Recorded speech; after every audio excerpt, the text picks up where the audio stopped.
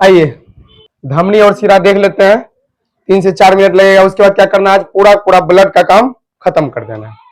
तो लास्ट तक देखते रहिएगा आप लोग, ठीक है ना। आइए ध्यान से, पहले हम बात कर लेते हैं धमनी और सिरा। धमनी और सिरा बताइए। धमनी में रक्त शुद्ध रक्त बहता है, ठीक है ना, शुद्ध रक्त, शुद्ध रक्त। धमनी में शुद्ध रक्त का क्या होता है, प्रवाह होता है। और सिरा में, जो सिरा होता है, सिरा में अशुद्ध रक्त का प्रवाह होता है, अशुद्ध रक्त का प्रवाह। शुद्ध करने का मतलब क्या हो गया, ब्लड में क्या मिला रहेगा, ब्लड में ऑक्सीजन मिला रहेगा। और अशुद्ध करने का मतलब क्या है, ब्लड में जो है, ब्लड में क्या मिला रहेगा, कार्बन डाइऑक्साइड, ठीक है ना। अभी हम आगे बात करें, बताइए धमनी जो होता है क्या होता है, अधिक गहराई में, धमनी अधिक गहराई में होता है, ठीक है ना। धमनी जो होता है अधिक गहराई में होता है, अधिक गहराई में। और सीरा, सीरा ऊपर पे ही होता है। सीरा बोल सकते हैं कम गहराई में, कम गहराई में, कम गहराई में, समझ रहे हैं ना। तो पहले हम क्या बोले हैं, धमनी में शुद्ध रक्त का क्या होता है, प्रवाह होता है। सीरा में अशुद्ध रक्त। उसका धमनी अधिक गहराई में होता है। असल सब जो होता है, ये जख्मी आशिक सब क्या काटता है पत्ती लेके, सीरा की धमनी क्या काटता है, ये सीरा काटता है। उसको बोले धसा काटिए, धमनी काटिए, ठीक है ना, तब पता चलेगा हाँ क्या होता है। तो अधिक गहराई में, और सीरा क्या होता है, कम गहराई में होता है, ठीक है ना। अभी हम आगे बात करें, धमनी कैसा होता है, मोटा होता है। धमनी मोटा, देख ले यहाँ पे, यहाँ जो होते हैं, मोटा वाला जो यहाँ पे है, ये क्या है, धमनी होता है। इसी में देखिए जो अधिक गहराई में होता है क्या होता है, धमनी होता है, ठीक है ना। मोटा होता है, ये क्या होता है, सीरा पतला होता है। कैसा होता है, पतला होता है। अच्छा बताइए, जो ब्लड प्रेशर जांच करता है, बीपी होता है ना, बीपी बोलते हैं ब्लड प्रेशर, हिंदी में रक्त दाब या चाप, ठीक है ना। तो ब्लड प्रेशर जांच होता है किससे, धमनी से, किसी सिरा से, धमनी से जांच होता है। देखे होंगे जो रक्त दाब होता है, ब्लड प्रेशर, इसको जांच करने के लिए यहाँ पट्टा टपका लगाया जाता है। इसको हम क्या बोलते हैं, स्पाइगमो मैनोमीटर, स्पाइगमो मैनोमीटर, मैनोमीटर। अभी हम बोले रक्त दाब जो मापते हैं किसके द्वारा, स्पाइगमो मैनोमीटर, स्पाइगमो मैनोमीटर। देखिए पट्टा लगा दिया जाता है यहाँ पे। और उसके बाद जो है एक रक्त दाबने वाला, दाबने के बाद क्या होता है, धीरे धीरे फूलता है और टाइट हो जाता है, पूरा धमनी तक अटैच हो जाता है, ताकि उसके बारे में जान पाए हाँ धड़कन कितना है, ब्लड प्रेशर हाई कि लो है, ठीक है ना। तो देखिए यहाँ पे कैसा हो जाएगा, मोटा। धमनी कैसा होता है, मोटा। सीरा कैसा होता है, पतला। ब्लड प्रेशर का जो जांच होता है किससे होता है, धमनी से। ब्लड प्रेशर का जांच किससे होता है, धमनी से, धमनी से होता है, ठीक है। और बताइए सुई दिया जाता है, सुई किस में दिया जाता है, धमनी में दिया जाता है, सीरा में। जो सुई होता है सीरा में दिया जाता है। तो सुई किस में दिया जाता है, सीरा में। नॉर्मली यहाँ कपड़ा बांधा जाता है, उसके पाइप रहता है, पाइप बांध दिया जाता है, नस खाली दिखना चाहिए ऊपर वाला सीरा, उसमें सुई डाल देता है। धमनी में सुइया देगा तेरे हो जाएगा सुई, ठीक है ना। तो सुई दिया जाता है, सुई, सुई सीरा में दिया जाता है, सीरा में दिया जाता है, ठीक है ना। आज हम बात करें जो, अच्छा धमनी में शुद्ध रक्त का प्रवाह होता है, लेकिन फुफ्फुस धमनी बोलेंगे तब हम बताए थे, जो फुफ्फुस धमनी होता है उसमें अशुद्ध रक्त बताए थे, इधर से एंट्री किया था, ठीक है ना। मतलब यहाँ पे कहाँ आया था, इधर से सीरा, इधर से एंट्री किया था, अलिन में आया था, अलिन क्या किया था, रिसीव किया था ब्लड को, फिर कहा गया था नील है, और नील पंप किया था, फिर फुफ्फुस धमनी इधर से फेफड़ा इधर। तो हम बोल सकते हैं धमनी में शुद्ध रक्त का प्रवाह होता है, लेकिन फुफ्फुस धमनी, फुफ्फुस धमनी, आदमी बोलता अपवाद है, धमनी में शुद्ध रक्त, अपवाद में आ जाता है फुफ्फुस। अपवाद था क्या, कॉन्सेप्ट का कमी था, ठीक है ना। तो जो फुफ्फुस धमनी में होता है, इसमें अशुद्ध रक्त का प्रवाह होता है, अशुद्ध रक्त का क्या होता है, प्रवाह। अब फिर बताइए इधर हमको, सीरा में जो सीरा होता है इसमें अशुद्ध रक्त बहता है, लेकिन फुफ्फुस सीरा में, हम बता दें फेफड़ा से एंट्री किया था किधर है, हृदय में, किसके द्वारा, फुफ्फुस शिरा के द्वारा। जो फुफ्फुस शिरा होता है, फुफ्फुस शिरा, इसमें कैसा ब्लड बहता है, शुद्ध शुद्ध रक्त का प्रवाह होता है, कहीं फेफड़ा से दिल में आ रहा होता है शुद्ध होके।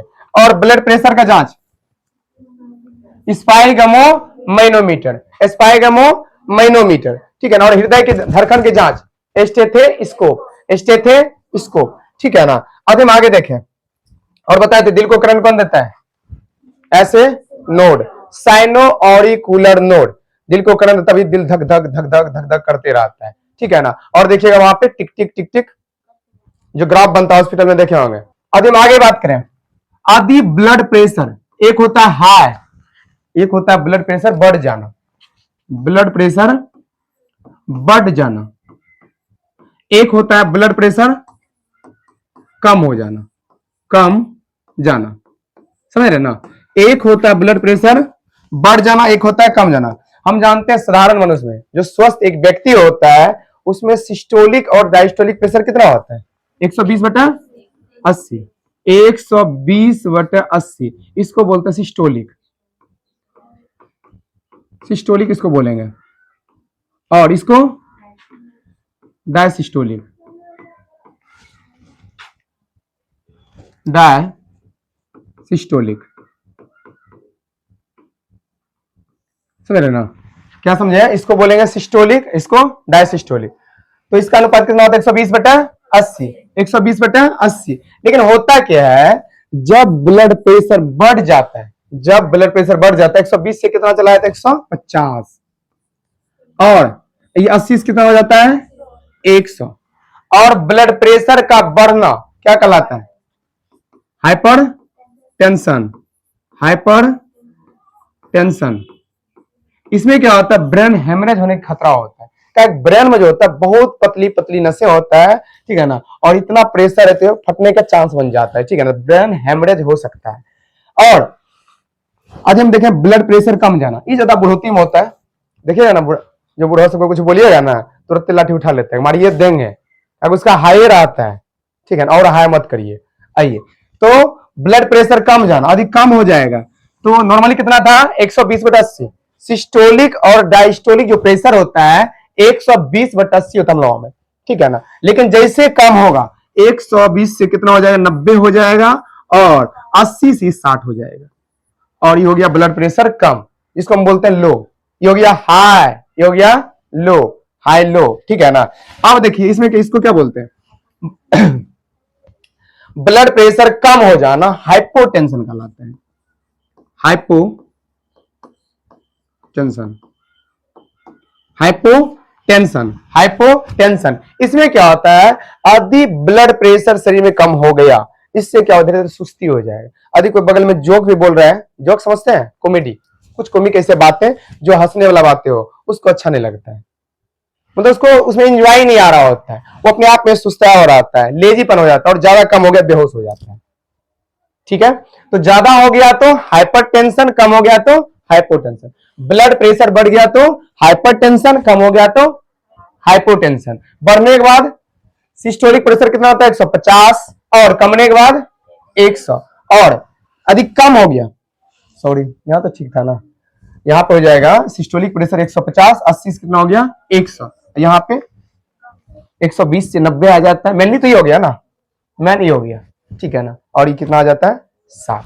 चलिए अब देखते हैं ब्लड के बारे में, चलिए आगे आइए ब्लड के बारे में पढ़ते हैं। ब्लड, जिसको हम क्या बोलते हैं रक्त, इसी क्या बोलते हैं खून, और उर्दू भाषा में लहू। रक्त, बताइए रक्त क्या है, एक तरल संयोजी उत्तक है। संयोजी उत्तक हम क्यों बोल रहे हैं, ये कनेक्टिंग टिश्यू में आता है, पूरा बॉडी को कनेक्ट करके रखता है, आपका अस्थि हो गया, उपास्थि हो गया, त्वचा हो गया, यहां तक कि ब्लड हो गया, ये कनेक्टिंग टिश्यू है, पूरा बॉडी को कनेक्ट करके रखा हुआ है, हर जगह हर हिस्सा में, बॉडी के हर पार्ट में क्या है ब्लड है, इसीलिए इसको बोलते हैं कनेक्टिंग टिश्यू, इसीलिए इसको बोलते हैं तरल संयोजी उत्तक, तरल संयोजी उत्तक, संयोजी उत्तक, इसी क्या होगा, कोलाइड, कोलाइड बोल सकते हैं, कोलाइड। और बताइए ब्लड का पीएच वैल्यू, ब्लड का पीएच मान कितना होता है, ब्लड का पीएच मान, पीएच मान कहने का मतलब क्या है, पावर ऑफ हाइड्रोजन या potential of hydrogen. PH value जो होता है 7.4 होता है, ठीक है ना, बता दे। सच्चा प्रेम में खून का आंसू होता है, तो खून और आंसू दोनों पीएच वैल्यू सच्चा, अधे हंस रहे हैं देखिए यहाँ पे, तो पीएच मान कितना, 7.4। आंसू और ब्लड का पीएच मान 7.4, ठीक है ना, सच्चा 7.4। अब बताइए, हम जानते हैं यदि पीएच वैल्यू 7 से अधिक हो गया नेचर कैसा होगा, क्षार के अम्ल, क्षार हो जाएगा। 7 से कम होगा तो अम्ल, 7 से ज्यादा होगा क्षार, और 7 है तो उदासीन हो जाएगा। यहां पे क्या हो जाएगा, क्षारीय नेचर का हो जाएगा, क्षारीय, ठीक है। अब बताइए एक समान मनुष्य में जो एक स्वस्थ व्यक्ति होता है उसमें ब्लड कितना होता है, 5 से 6 लीटर, 5 से 6 लीटर हो जाएगा। और अभी हम देखें शरीर के भार के हिसाब से, वजन के हिसाब से मनुष्य में कितना ब्लड होता है, यदि वजन के आधार पर देखें, वजन के आधार पर कितना होता है, शरीर के भार का 7%, कितना होता है, 7% होता है, ठीक है ना। अभी हम बात करें ब्लड, ब्लड जो होता है किसके कारण लाल होता है, ब्लड हीमोग्लोबिन, हीमोग्लोबिन के कारण क्या होता है, लाल होता है। बताइए हीमोग्लोबिन में कौन सा तत्व होता है, हीमोग्लोबिन में तत्व कौन सा होता है, लोहा, Fe, लोहा, जिसको आयरन बोलते हैं। आयरन कमी से कौन सा रोग, एनीमिया, खून की कमी से भी एनीमिया। आइए, तो ब्लड लाल किसके कारण था, हीमोग्लोबिन के कारण। हीमोग्लोबिन में कौन सा तत्व, लोहा, कौन सा हो जाएगा, लोहा हो जाएगा। और बताइए ब्लड जो होता बनता कहां है, ब्लड कहां बनता है, कहां बनता है, अस्थि मज्जा, मतलब हड्डी के अंदर जो जाली जालीनुमा संरचना होता है, ठीक है ना, उसमें जाली जालीनुमा संरचना होता है, उसको बोलते हैं अस्थि मज्जा, इंग्लिश में बोन मेरो, ठीक है ना। अस्थि मज्जा, अस्थि मज्जा में बनता है, ठीक है ना, अस्थि मज्जा में बनता है। लेकिन बताइए यदि बात करें भ्रूण अवस्था में, जो बच्चा मां के गर्भ में, जिसको एम्ब्राय भी बोलते हैं, मां के गर्भ में जो भ्रूण है उसमें तो हड्डी पता नहीं है, उसमें ब्लड कहां बनता है, तो भ्रूण अवस्था में जो ब्लड होता है वो बनता है लीवर में, लीवर या मतलब लीवर और पिल्हा दोनों जगह बनते हैं, लीवर और पिल्हा, ठीक है ना। अभी हम बात करें ब्लड का, ब्लड में बताइए हम जानते हैं 2 भाग होता है, एक होता है तरल भाग, एक होता है ठोस भाग। तरल भाग को हम बोलते हैं प्लाज्मा, क्या बोलते हैं, प्लाज्मा, जो तरल होता है, तरल उसको बोलते हैं प्लाज्मा।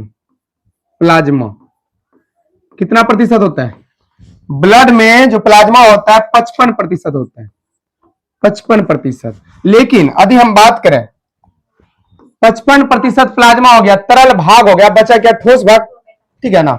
जो ठोस भाग होता है, अब जोड़ लीजिए 100% लेके चलते हैं, ठोस भाग जिसको हम बोलते हैं रुधिराणु, रुधिराणु, ये कितना हो जाएगा, ये आपका हो जाएगा 45%, 45%, समझ रहे ना। पहले क्या बोले, ब्लड, रक्त एक तरल से उत्तक है, कोलाइड है, पीएच मान 7.4, नेचर क्षार है। बताइए कितना लीटर ब्लड होता है, 5 से 6 लीटर, 5 से 6 लीटर। वजन के आधार पर बताइए भार का कितना होता है, 7%। और ब्लड जो लाल होता है हीमोग्लोबिन के कारण, हीमोग्लोबिन के कारण। और कौन सा तत्व होता है, लोहा, आयरन, इसके कमी से कौन सा रोग, एनीमिया, कौन सा हो जाएगा, एनीमिया। ब्लड कहां बनता है, अस्थि मज्जा में, कहां बनता है, अस्थि मज्जा में। और जो मां के गर्भ में ही भ्रूण अवस्था है उसमें लीवर या पिल्हा, लीवर या पिल्हा। ब्लड में 2 भाग होता है, एक तरल भाग होता है, लिक्विड फॉर्म होता है, एक सॉलिड ठोस होता है, ठीक है ना। तरल और ठोस, तरल भाग को हम बोलते हैं प्लाज्मा, कितना होता है 55%। और ठोस भाग को क्या बोलते हैं, रुधिराणु, जो कि 45% होता है। हम बता दें जो तेलचट्टा होता है, तेलचट्टा, तेलचट्टा का जो ब्लड होता है, का ब्लड कैसा होता है? सफेद होता है। कैसा हो जाएगा? सफेद हो जाएगा। बताइए किसके कारण? हीमोसील के कारण। हीमोसील के कारण। हीमोसील के कारण तेलचट्टा का ब्लड कैसा होता है? कैसा होगा? सफेद हो जाएगा। और बताते तेलचट्टा जो होता है उसके दिल में क्या चैम्बर? 13 चैम्बर। और अधिकतर क्या होता है? फॉल्स होता है। ठीक है ना? चलिए आगे देखते हैं।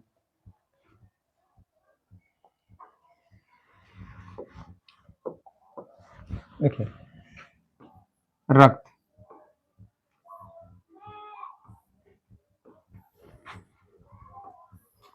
रक्त का दो भाग, एक जो तरल भाग में था उसको क्या बोलते हैं? प्लाज्मा।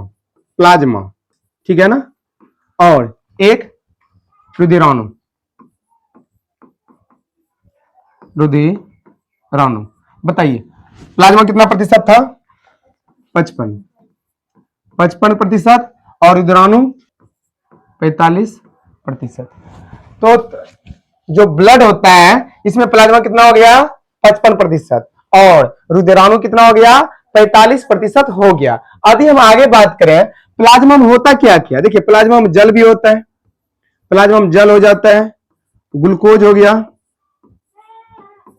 ग्लूकोज, खनिज लवण, खनिज लवण, और क्या होता है? प्रोटीन हो जाता है। प्रोटीन, समझ रहे ना? तो प्लाज्मा इधर जल होगा, ग्लूकोज होगा, खनिज लवण होगा और क्या होगा? प्रोटीन होगा। अब बताइए अधिकतर मात्रा में चारों में क्या होता है? जल हो जाता है। 90% सिर्फ जल ही होता है। उसके बाद ग्लूकोज हो जाता है, खनिज लवण हो जाता है। और जब हम बात करें प्रोटीन का, प्रोटीन में देखिए कौन कौन सा प्रोटीन होता है। एक होता है हिपेरिन, हिपेरिन हो जाएगा। उसके बाद थ्रोम्बिन हो जाएगा, थ्रोम्बिन, थ्रम्बोसाइट, थ्रम्बोसाइट और फाइब्रिनोजिन, फाइब्रिनोजिन या फाइब्रिनोजन भी बोलते हैं। चलिए फाइब्रिनोजिन। आइए तो प्रोटीन जो है हिपेरिन, थ्रोम्बिन, थ्रम्बोसाइट और फाइब्रिनोजिन। देखिए इसका जो काम होता है, हिपेरिन का काम होता है, बताइए शरीर के अंदर यदि ब्लड जम जाए बहुत बड़ी दिक्कत वाली बात हो सकता है। जैसे एक पाइप जो होता है पानी पटाने वाला बोरिंग से जो पाइप आता है, यदि बीच में जाम कर देंगे, बताइए वहां पे फटने के चांसेस हो जाएगा। या तो हो सकता है बोरिंग से वहां खुल जाए, नहीं तो पूरा पाइप एक फाड़ दे। तो ये है हम जानते शरीर के अंदर ब्लड जमना नहीं चाहिए, समझ रहे ना? तो ब्लड शरीर के अंदर जम न जाए इसके लिए हिपेरिन प्रोटीन होता है जो शरीर के अंदर ब्लड को जमने नहीं देता है। ये जो होता है हिपेरिन शरीर के अंदर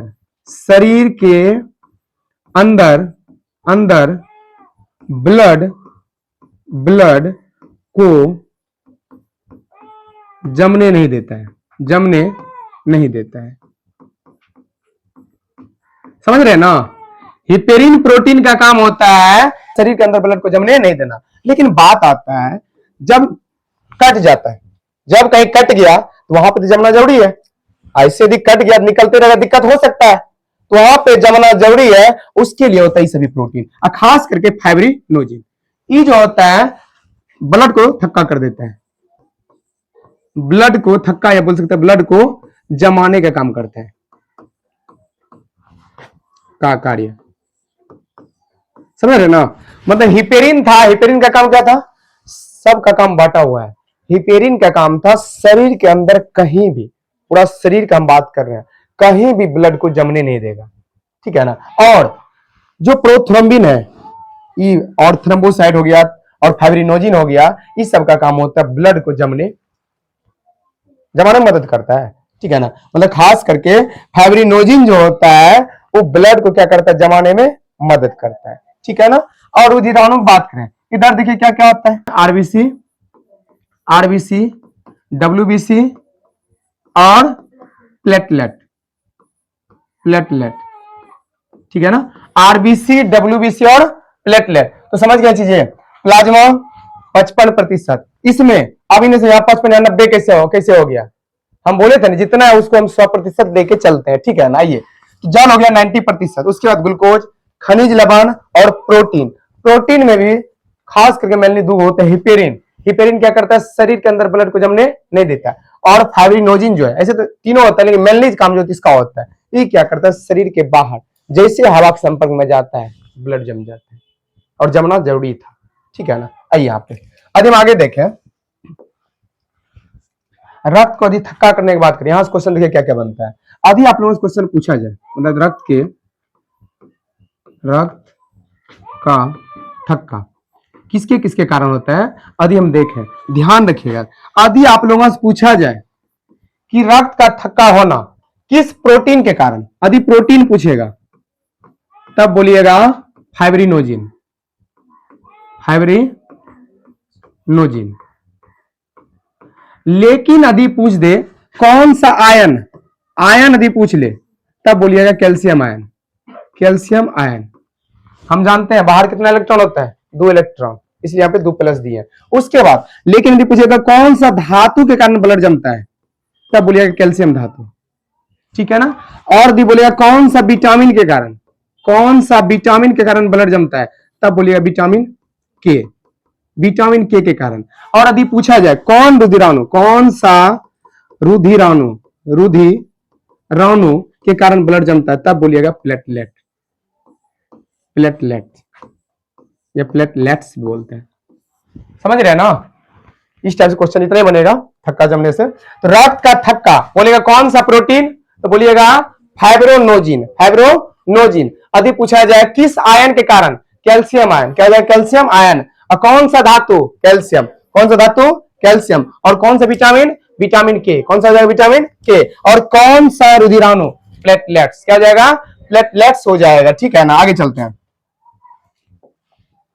आगे देखिए, हम बताएं एक आरबीसी,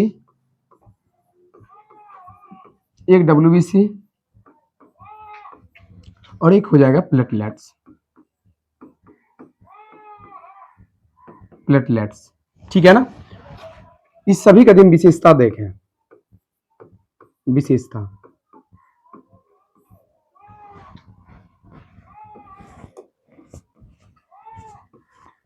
आइए तो पहले देखते हैं विशेषता में इसका अन्य नाम क्या क्या है। आरबीसी हो गया, डब्ल्यूबीसी हो गया, प्लेटलेट हो गया, इसका अन्य नाम क्या है, अन्य नाम देखिए। अभी हम बात करें आरबीसी का, आरबीसी का अन्य नाम क्या है, इसका अन्य नाम है इरेथ्रोसाइट, इरेथ्रोसाइट, इरेथ्रोसाइट, ठीक है ना। और डब्ल्यूबीसी का अन्य नाम क्या है, ल्यूकोसाइट, ल्यूकोसाइट, ल्यूकोसाइट। और प्लेटलेट्स का अन्य नाम क्या हो जाएगा, इसका हो जाएगा थ्रम्बोसाइट, थ्रम्बोसाइट, थ्रम्बोसाइट। तो समझ गया, आरबीसी का अन्य नाम इरिथ्रोसाइट, डब्ल्यूबीसी का अन्य नाम ल्यूकोसाइट और प्लेटलेट्स का नाम क्या हो जाएगा, थ्रम्बोसाइट, क्या हो जाएगा थ्रम्बोसाइट। अभी हम बात करें सबसे ज्यादा संख्या में कौन सा होता है, यदि हम संख्या में देखें तो सबसे ज्यादा हो जाएगा आरबीसी, ध्यान रखिएगा, सबसे ज्यादा। और सबसे कम कौन हो जाएगा, सबसे कम ही हो जाएगा डब्ल्यूबीसी, सबसे कम। और बीच में कौन होता है, प्लेटलेट्स, प्लेटलेट्स कहां हो जाएगा बीच में। यदि हम बात करें ना, यदि इसका संख्या 600 होगा, ये एक होगा, ये कितना हो जाएगा 40 हो जाएगा। यदि आरबीसी की संख्या 600 है तो डब्ल्यूबीसी का एक ही होगा और प्लेटलेट्स कितना हो जाएगा 40। बताइए सबसे ज्यादा ये हुआ, सबसे कम ही उसके बाद ही हो जाएगा, ठीक है ना। आइए यहाँ पे 50 लाख के लमसम रहता है, ऐसे हम अनुपात निकाल के बताएं यहाँ पे, ठीक है ना। अब देखिए आगे, यदि हम आगे बात करें तो देखिए यहाँ पे, यदि हम इसका आकृति देखें, आकृति इसका कैसा हो जाएगा, निश्चित हो जाएगा, निश्चित हो जाता है, ठीक है ना। दोनों तरफ धसा हो रहता है, इसीलिए इसको बोलते हैं उभिया अवतल। अवतल हम जानते हैं, अवतल का परावर्तक सतह क्या होता है, धसा हो रहता है, और उत्तल का परावर्तक सतह उठा हो, उससे उत्तल उससे उठल, ठीक है ना, उठा हो रहता है। यहाँ पे उभिया अवतल बोल सकते हैं, उभिया, उभय मतलब क्या था, दोनों साइड, उभिया अवतल। और इसका आकार कैसा होता है? इसका अनिश्चित, अनिश्चित होता है, ठीक है ना। उसके बाद प्लेटलेट्स जो होता है, प्लेटलेट्स कैसा हो जाएगा? उभिया उत्तल टाइप का हो जाता है, ठीक है ना, दोनों तरफ उठा हुआ रहता है, उभिया, उभयोत्तल बोल सकते हैं, उभयोत्तल, ठीक है। आइए आदि हम देखें जीवन काल, आदि हम बात करें जीवन काल का। जीवन काल बताइए, आरबीसी जीवन काल 120 दिन, 120 डेज, ठीक है ना। और डब्ल्यूबीसी का 3 से 4 डेज। और यदि हम बात करें प्लेटलेट्स का 7 से 10, 7 से 10 दिन हो जाएगा, ठीक है ना। आइए आगे देखते हैं। अब बताइए यदि हम बात करें केंद्रक का, यदि हम बात करें केंद्रक का, केंद्रक, केंद्रक समझते हैं, एक बार दिमाग, ठीक है ना। बताइए क्या आरबीसी के खास करके मेमेलिया वर्ग में केंद्रक पाया जाता है? तो आरबीसी में ध्यान रखिएगा, आरबीसी में, आरबीसी में केंद्रक, केंद्रक नहीं पाया जाता है। आरबीसी में जो होता है केंद्रक नहीं पाया जाता है, लेकिन डब्ल्यूबीसी और प्लेटलेट्स इसमें केंद्रक पाया जाता है।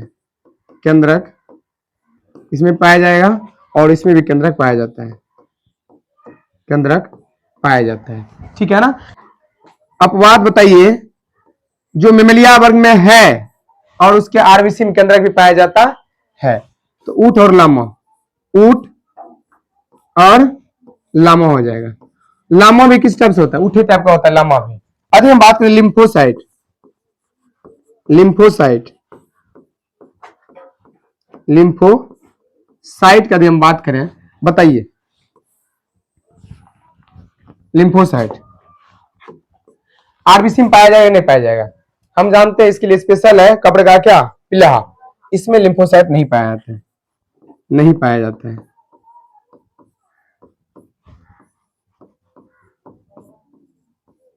और डब्ल्यूबीसी में पाया जाता है, प्लेटलेट्स में भी पाया जाता है, पाया जाता है।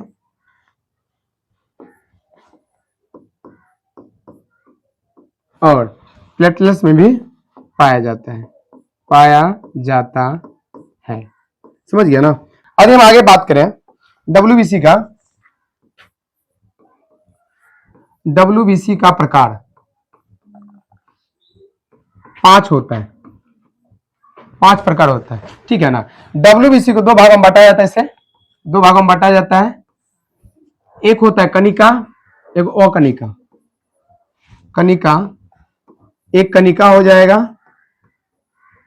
यह कनिका है, और एक अकनिका है, अकनिका है, समझिए। डब्ल्यूबीसी का 5 प्रकार होता है, ऐसे देखिए इसके अंदर भी पढ़ाएंगे। यहाँ 2 भागों में बांट करके कनिका मध्य देखें, इसमें देखिए क्या क्या आता है। इसमें आता है न्यूट्रोफिल, न्यूट्रोफिल, बेसोफिल, बेसोफिल और इसिनोफिल, इसिनोफिल। 3 इधर हो गया, 2 इधर देख लेंगे। यहाँ पे न्यूट्रोफिल, बेसोफिल, इसिनोफिल, कनिकाय में न्यूट्रोफिल, बेसोफिल और इसिनोफिल। अभी हम बात करें न्यूट्रोफिल का, सबसे अधिक संख्या में ये होता है, सबसे अधिक, सबसे अधिक, सबसे अधिक संख्या में, अधिक संख्या, ठीक है ना। यदि हम बात करें बेसोफिल का, यदि हम बेसोफिल का बात करें, ये सबसे कम होता है, सबसे कम। और इसिनोफिल क्या करता है? हमें एलर्जी से रक्षा करता है, एलर्जी से रक्षा करता है।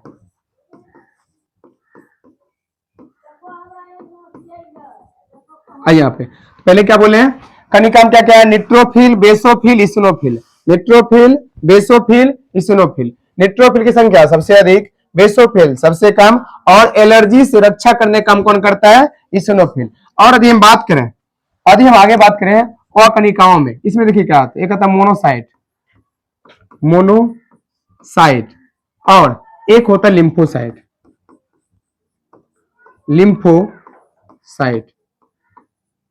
तो मोनोसाइट और लिम्फोसाइट, बड़ा कौन होता है दोनों में? बड़ा ही हो जाता है और छोटा ही हो जाता है, ठीक है ना, ये हो जाता है बड़ा, मोनोसाइट हो जाता है बड़ा और लिम्फोसाइट छोटा। और हम जानते हैं लिम्फोसाइट भी कई प्रकार के होते हैं, लेकिन लिम्फोसाइट में जो टी लिम्फोसाइट होता है, T4 lymphocyte, T4 lymphocyte, T4 lymphocyte, इसमें क्या होता है, एक बीमारी होता है एड्स, ठीक है ना, एड्स बीमारी में, एड्स जो बीमारी होता है, कौन वायरस इसमें आता है? HIV, HIV वायरस इसी को मार देता है, समझ रहे ना। लिम्फोसाइट में भी जो T4 लिम्फोसाइट होता है, इसको एड्स बीमारी में जो HIV वायरस होता है, ह्यूमन इम्यूनो डिफिशियंसी वायरस जो होता है, ये जाकर T4 लिम्फोसाइट को ही मार देता है, जो यहाँ पे एंटीबॉडी बनाने काम करता है, जो बीमारियों से रक्षा करने काम कर रहा था उसी की जगह मार दिया। अब बताइए जब यही नहीं रहेगा तो क्या बचेगा? तब जब कोई बीमारी आसानी से शरीर में एंट्री कर जाता है, ठीक है ना, और एंट्री करने के बाद यहाँ पे व्यक्ति की मृत्यु होने के चांसेस ज्यादा हो जाएगा। कोनो टैबलेट तब खाइए, यदि ई नहीं रहेगा ना, हम बताए थे टैबलेट जो होता है बीमारी भगाता नहीं है, बल्कि इसी को मजबूत करता है ताकि बीमारियों को भगा सके, खोज के पूरा शरीर में ढूंढ के निकाल सके बाहर। लेकिन जब यही नहीं रहेगा, निकालेगा कौन? तब कोई काम करने रहेगा, धीरे धीरे व्यक्ति में, हम जानते हैं छोटे बीमारी जो बड़ा रूप ले लेता है, धीरे धीरे आदमी खत्म हो जाएगा, ठीक है ना, इसके कारण मृत्यु भी हो सकता है। चलिए आगे देखते हैं। तो ब्लड ग्रुप, ब्लड ग्रुप इसके बारे में देखना है। आइए देखिए, एक होता है ब्लड ग्रुप, ब्लड ग्रुप, और एक होता है एंटीजन। एंटीजन ही ब्लड ग्रुप डिसाइड करता है आपका ब्लड ग्रुप कौन होगा, ए होगा, बी होगा, ओ होगा, ए बी होगा, वो एंटीजन ही डिसाइड करता है, ध्यान रखिएगा। चलिए इधर लिख देते हैं एंटीजन, एंटीजन, ठीक है ना, एंटीजन कोई दिक्कत नहीं है, और ब्लड ग्रुप। उसके बाद यहां क्या हो जाएगा, एंटीबॉडी, एंटीबॉडी। और ये देखना है कौन सा ब्लड ग्रुप वाला व्यक्ति किस व्यक्ति से ले सकता है ब्लड। मान ले मेरा ए है, हम किस किस व्यक्ति से हम ले सकते हैं, उसके बाद एक ये लिखेंगे कौन कौन सा व्यक्ति को दे सकता है। एक ले सकता है, एक दे सकता है, ले सकता है, और देखेंगे किसको दे सकता है, दे सकता है, यहां तक दिख जाता है ना, ठीक। अब यहां पे देखिए, ध्यान से देखना है,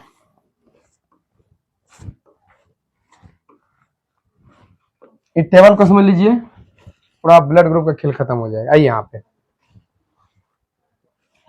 देखिए, एक होता है एंटीजन ए, एंटीजन हमेशा कैपिटल लेटर, और एंटीबॉडी स्मॉल लेटर। तो ए हो गया, बी और ए बी,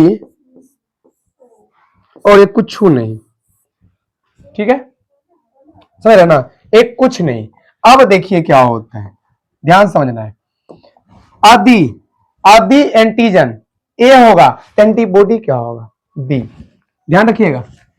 आदि एंटीजन ए है तो एंटीबॉडी क्या होगा, बी। ए जो है फिर ए के पास नहीं जाएगा, हम बताए थे, लड़का जो होता है लड़का शादी नहीं करेगा, उसके लिए लड़की खोजेगी, ए शादी करेगा, क्या चाहिए, बी चाहिए इसको, और जो बी है वो ए के पास। अब देखिए, जो ऑलरेडी सेटल अपना जीवन, वो किसके पास जाएगा, किसी के पास जाएगा, नहीं जाएगा, ठीक है ना, जाएगा, नहीं जाएगा, ऐसे समझ रहे ना। अरे ऑलरेडी सेटल है ना, ज्यादा इधर उधर करेगा तलाक क्यों हो जाएगा, ये ऑलरेडी ये है। अब देखिए, और जिसके पास कुछ छून है, यहाँ पे दोनों ऑप्शन आता है, ये भी दोनों हो जाएगा, समझ रहे ना, यहाँ पे लड़का भी हो सकता है, लड़की भी हो सकता है, इसीलिए दोनों आप दे दिए। अब देखिए, लेकिन हम बताए थे एंटीजन जो होता है ये ब्लड ग्रुप क्या करता है, डिसाइड करता है। यदि ए है तो ब्लड ग्रुप हो गया ए, बी है तो ब्लड ग्रुप हो गया बी, ए बी है तो ब्लड ग्रुप हो गया ए बी, नहीं कुछ तो ओ। समझ रहे ना? यदि एंटीजन ए है तो ब्लड ग्रुप ए हो जाएगा, एंटीजन बी है तो ब्लड ग्रुप बी हो जाएगा, एंटीजन ए बी है तो ब्लड ग्रुप ए बी हो जाएगा, और एंटीजन यदि कुछ नहीं है तो ओ हो जाएगा। ठीक है ना? अब देखिए, अब बात आता है, मेनली इसको देखना है, ध्यान समझिएगा इसको।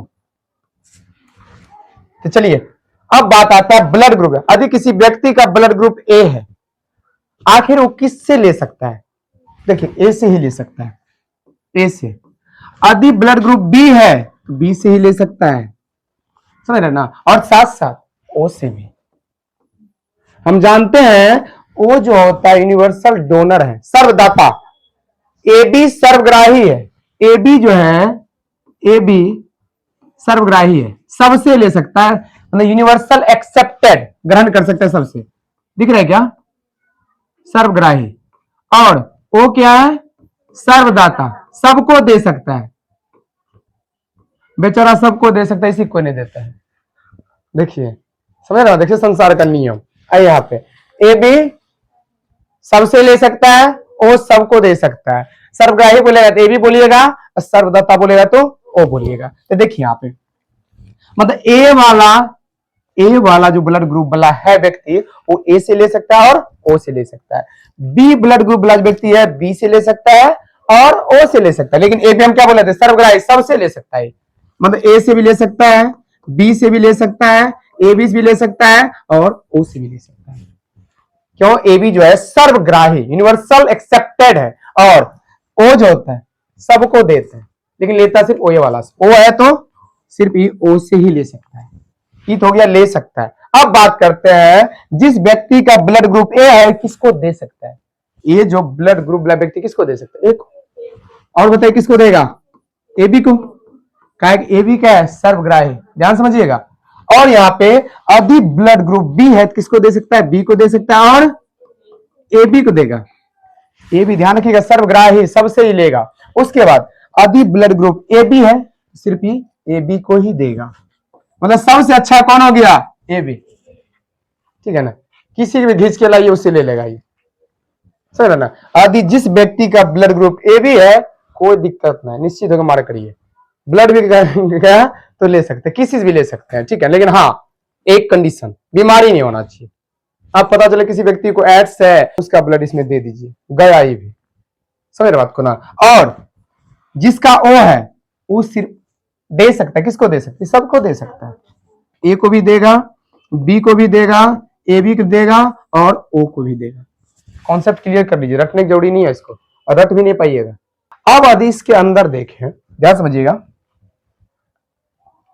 यदि इसके अंदर देखना है, एक होता है ए में भी ए पॉजिटिव और ए निगेटिव, ठीक है ना? और बी में भी B positive B negative, A B में भी A B positive A B negative, O में भी ओ पॉजिटिव ओ निगेटिव। ठीक है ना? अब देखिए होता क्या है, एक व्यक्ति ऐसा है जिसका ब्लड ग्रुप ए पॉजिटिव, एक ऐसा है ए निगेटिव। मान लिया जाए किसी कोरोना हो गया, ना बोलते थे, देखे होंगे, जिसको कोरोना हो गया उसको बोलते कोरोना पॉजिटिव हो गया। बताइए एक व्यक्ति है जिसको कोरोना हो गया है, देखिए यहां एक व्यक्ति है, एक व्यक्ति यहां है, ठीक है ना? देखिए ये हो गया कोरोना पॉजिटिव, कोरोना पॉजिटिव, और ये क्या है? Corona negative, corona negative. तो देखिए यहां पॉजिटिव का मतलब हो गया इसको कोरोना धर लिया, ठीक है ना?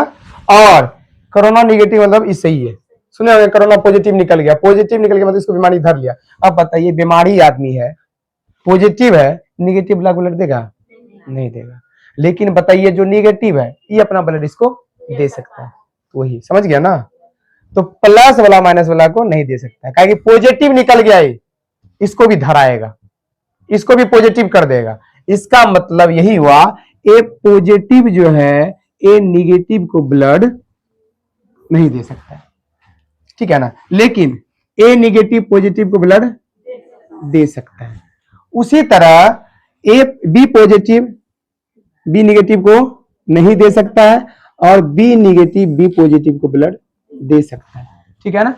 उसी तरह A B positive A B negative को ब्लड दे सकता है, नहीं दे सकता है, लेकिन A B negative A B positive को ब्लड दे सकता है, समझ रहे हैं ना। उसी तरह ओ पॉजिटिव निगेटिव वाले ब्लड नहीं दे सकता है और ओ निगेटिव वाले पॉजिटिव वाले ब्लड दे सकता है, समझ रहे हैं। जिस तरह यहाँ पे पॉजिटिव कोरोना पॉजिटिव वाला कोरोना निगेटिव वाले ब्लड नहीं दे सकता है, लेकिन निगेटिव जो आदमी सही है, निगेटिव का मतलब सही है, ये आदमी सही वाले आदमी इसको दे सकता है, कोई दिक्कत।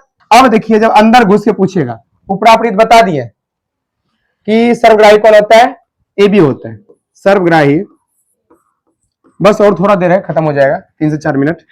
सर्वग्राही सर्वग्राही कौन हो जाएगा, ए बी पॉजिटिव की निगेटिव पॉजिटिव। आगे देखिए ना, ये ले रहा है इससे ब्लड, इसको दे नहीं रहा है लेकिन ले रहा है, इसका मतलब ए बी पॉजिटिव पॉजिटिव, देखिए ना पॉजिटिव है ना, इससे ले रहा है सबसे जो ग्रहण करे। और बताइए ओ में क्या होगा, सर्वदत्ता की बात करेंगे, सर्वदत्ता क्या हो जाएगा, ओ निगेटिव। क्यों, देखिए यहाँ पे माइनस वाला प्लस वाला दे रहा है, जो दे रहा है उसी को हम सर्वदाता बोलते हैं, नहीं समझा आपको। देने वाले को हम दाता बोलते हैं। तो देखिए दे कौन रहा है, बताइए, ई दे रहा है, ई दे रहा है, आप ही बताइए। निगेटिव वाले पॉजिटिव वाले को दे रहा है, इसका मतलब निगेटिव क्या हो गया, सर्वदाता। अंदर घुस के पूछेगा तो यहां देख लीजिएगा, समझ रहे ना।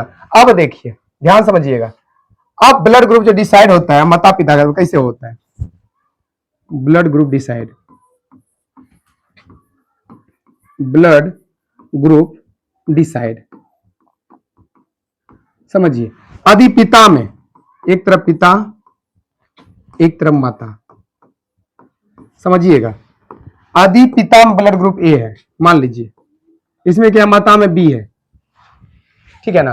पिता में ए है, माता में बी है, हमेशा जोड़ा लेके चलना है, नहीं कुछ तो यहाँ पे सुनना दे देना है, ओ दे देना है। चलिए लगाइए जोड़ा, आइए इधर से ए इधर से बी, क्या हो गया, ए बी, यहां से ए यहां से ओ, ए ओ, फिर देखिए यहां से ओ यहां से बी, लेकिन ओ हमेशा पीछे लिखेगा, बी ओ, और यहां से ओ यहां भी ओ। तो करना क्या है, ओ को कटा देना है, ओ को खत्म कर दीजिए, ठीक है ना, ये ओ को खत्म कर दीजिए। अब बताइए इसका मतलब यदि माता में बी है, पिता में ए ब्लड ग्रुप है, तो समझ लीजिए उसका संतान में ए बी हो सकता है, ए होगा, बी होगा, ओ होगा, ठीक है ना।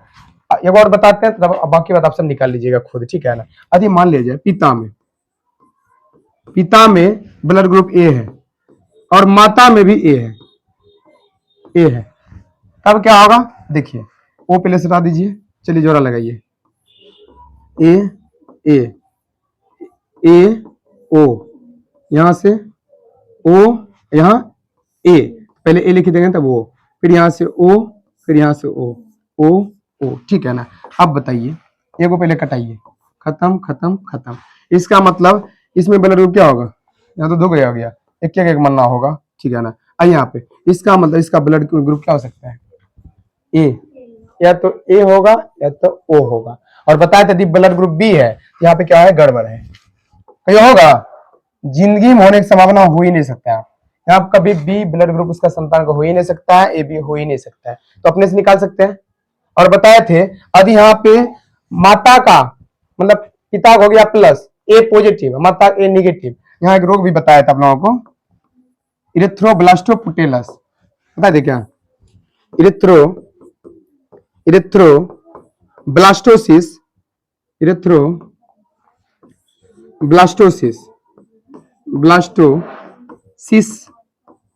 पुटेलस, बता देना, इरेथ्रोब्लास्टोसिस पुटेलस। इरेथ्रोब्लास्टोसिस पुटेलस में क्या होता है, पहला संतान जिंदा होता है, पहला संतान जो होगा जिंदा होगा, और उसके बाद जितना होगा सब मरा हुआ होगा, ठीक है ना। इसमें पहला संतान जिंदा, बाद में सब क्या होगा, मरा हुआ। लेकिन अपना समाज में क्या होता है, बोलता है ना सब बच्चा चबा गया, डैन है, ई है, ओ है, होता है ना। समझिए बात को। इरेथ्रोब्लास्टोपुटेलस में क्या होता है कि पहला संतान जिंदा होता है, बाकी बस सब मरा हो रहता है, ठीक है ना। अब देखिए आगे लास्ट बचा हुआ है आरएच फैक्टर, बस थोड़ा सा बचा हुआ है। आइए आरएच फैक्टर एक पढ़ा समझिए ना, आरएच फैक्टर एक प्रोटीन हुआ, एक प्रोटीन है, समझिए।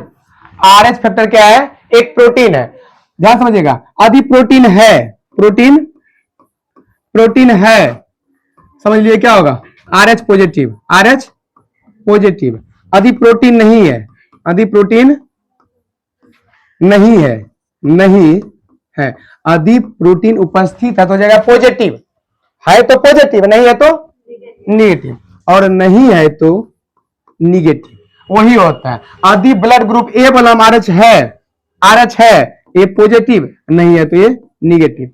यदि बी वाला में है तो पॉजिटिव, नहीं है तो निगेटिव। ओ वाला में है तो पॉजिटिव, नहीं है तो निगेटिव। समझ रहे बात को ना। और इसका खोज किसने किया था, आरएच फैक्टर का खोज किसने किया था, कार्ल लैंड स्टीनर ने, कार्ल लैंड स्टीनर ने, स्टीनर। और सबसे पहले जो है किसमें देखा गया था, रिसस नामक बंदर में, रिसस नामक बंदर में देखा गया था, समझ रहे ना। आरएच फैक्टर का खोज कार्ल लैंड स्टीनर ने किया था, और सबसे पहले किसमें देखा गया था, रिसस नामक बंदर, रिसस नामक बंदर में देखा गया था। और आरएच एक बार समझ लीजिए, आरएच फैक्टर एक प्रोटीन है जिसमें होगा वो पॉजिटिव, जिसमें नहीं होगा निगेटिव। देख ले ब्लड ग्रुप वाला, यदि ए वाला में है पॉजिटिव निगेटिव, जिसका बी है तो होगा तो पॉजिटिव, नहीं होगा निगेटिव, ओ वाला में होगा तो पॉजिटिव, नहीं होगा निगेटिव। बस इतना रहने दीजिए, आज जो परिवहन चैप्टर पूरा खत्म हो गया। कल मिलते हैं नेक्स्ट वीडियो के साथ, बहुत ही मजा आने वाला है कल वाला क्लास में। और आप लोगों के प्रति इतना मेहनत करते हैं तो आपका भी फर्ज बनता है जाके दोस्तों को शेयर करिए और सब्सक्राइब जरूर कर दीजिएगा। कमेंट में जरूर बताइए क्लास कैसा लगा, ठीक है ना। बाकी बात मिलते हैं नेक्स्ट वीडियो के साथ।